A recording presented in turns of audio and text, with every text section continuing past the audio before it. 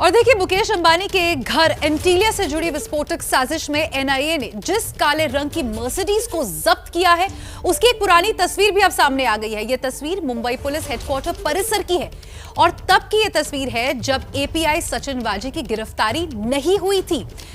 NIA का दावा है कि वाजे तब इसी मर्सिडीज का इस्तेमाल करते थे। इस मर्सिडीज को एनआईए अब जब्त कर चुकी है और माना यह जा रहा है कि वाजे की गिरफ्तारी और अब इस मर्सिडीज से मिली चीजों से एंटीलिया वाली साजिश के कई राज बेनकाब हो सकते हैं।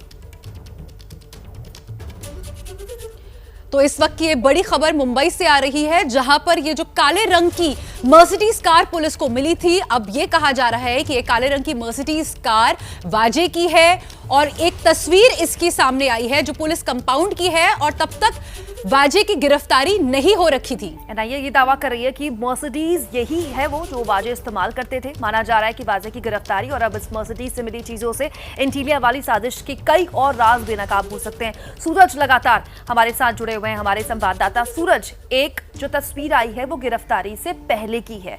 दो, आपकी जो बातचीत इस मर्सिडीज के पहले मालिक की थी वो भी साफ करती है कि उनका इन्वॉल्वमेंट वाजे के साथ नहीं था। मतलब कि एक और शख्स है जो बीच में इन्वॉल्व है, जिससे वाजे ने शायद ये मर्सिडीज खरीदी।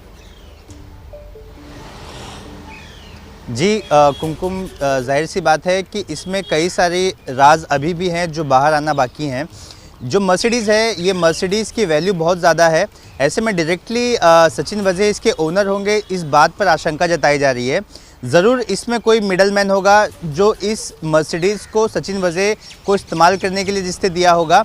हमारी इसके पहले ओनर से बातचीत हुई, उसने बताया कि उसने फरवरी में ये गाड़ी बेच दी थी, लेकिन वो वजह को नहीं जानता। उसने किसी और शख्स को बेची थी जिसके डॉक्यूमेंट्स उसके पास है और वो अगर एजेंसी उसे संपर्क करती है तो वो एजेंसीज के साथ साझा कर देगा।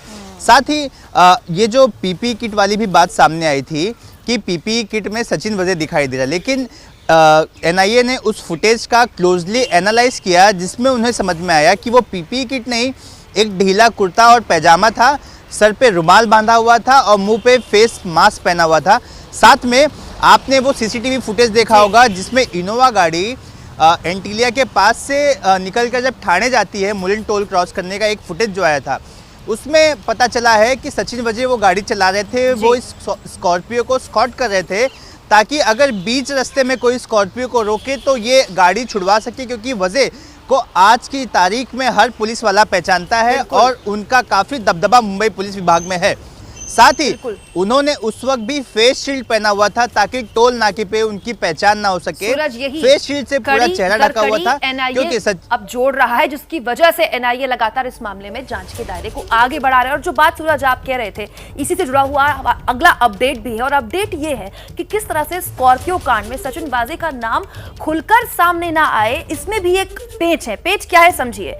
सचिन वाजे मुंबई पुलिस महकमे से जुड़े हुए हैं और ये गाड़ी है मर्सिडीज, और मर्सिडीज के ओनर के तौर पर क्या सचिन वाजे का नाम खुलकर इस पन्नों में, सरकारी पन्नों में आ सकता है? तो यह संभव है कि सचिन वाजे को ये गाड़ी इस्तेमाल करने के लिए किसी और के द्वारा दी गई हो। खबरें हैं कि मुंबई पुलिस कमिश्नर का भी तबादला हो सकता है। इसी को लेकर आज 10 बजे महागाड़ी की महत्वपूर्ण बैठक है। पूरा अपडेट आज महाराष्ट्र से आने वाला है। तस्वीरें मंगलवार देर रात की हैं जब मुंबई के पुलिस कमिश्नर परमबीर सिंह मुख्यमंत्री आवास से बैठक के बाद निकले। ये बैठक करीब 4 घंटे तक चली। बैठक में गृह मंत्री अनिल देशमुख, परिवहन मंत्री अनिल परब के अलावा मुंबई पुलिस के डीसीपी हेमंत नागरेले भी मौजूद थे।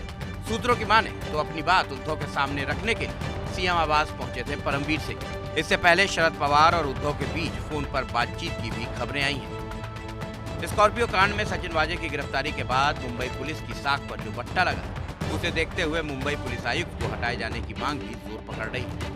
अगर ऐसा होता है तो सूत्रों के मुताबिक आईपीएस अधिकारी रजनीश सेठ का नाम मुंबई कमिश्नर के लिए सबसे आगे चल रहा है। मंगलवार को गृह मंत्री अनिल देशमुख ने रजनीश सेठ से करीब 1 घंटे तक मुलाकात भी की थी। रजनीश सेठ अभी एंटी करप्शन ब्यूरो में महानिदेशक के पद पर है। इस मुलाकात से भी अटकलों को तेजी मिली है। इस बीच महाराष्ट्र के डिप्टी सीएम अजित पवार ने कहा कि जांच में अगर किसी भी अफसर के खिलाफ सबूत मिलेंगे तो कड़ी कार्रवाई होगी।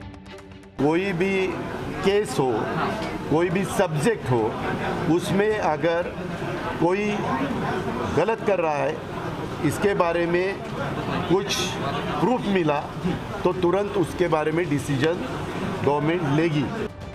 माना जा रहा है कि महाराष्ट्र सरकार मुंबई कमिश्नर मामले में अगले 1 से 2 दिन में फैसला ले सकती है।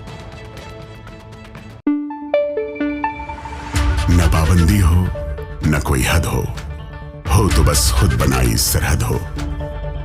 ये मुहिम है परतों में छिपे हर सच की तलाश की, सियासत पर रखी पैनी नजर और आंख की, खबरों की दुनिया में एक जिम्मेदार आवाज की, जुर्म और जुल्म के खिलाफ हर बेबस के लिए इंसाफ की।